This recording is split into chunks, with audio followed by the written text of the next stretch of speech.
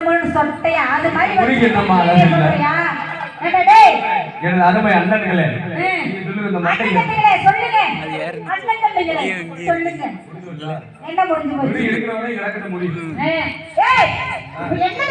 பரவாயில்ல உன் தங்கச்சி ஊரை சொல்லிட்டா உன்னுடைய ஊரை பேர் சொல்ல முடியாது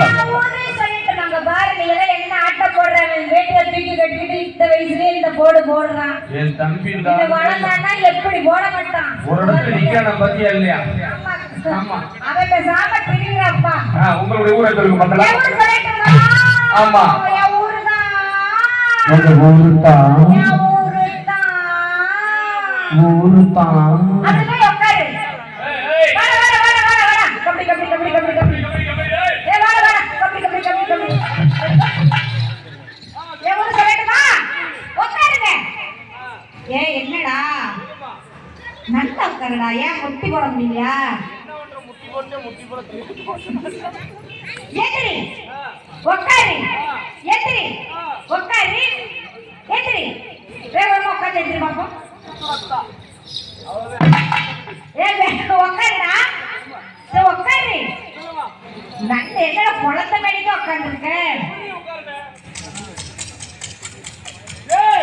தங்கச்சி ஒரு பாவாடை கட்டி விடுப்போம் இந்த மாதிரி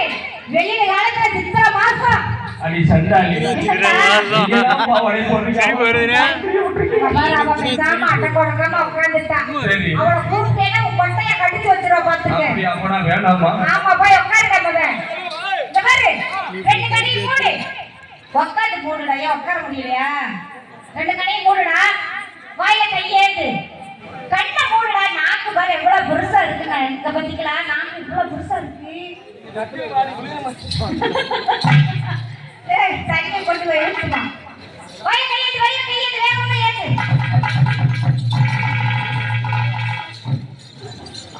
ஏமா உப்பு கடிக்கிறான் தண்ணி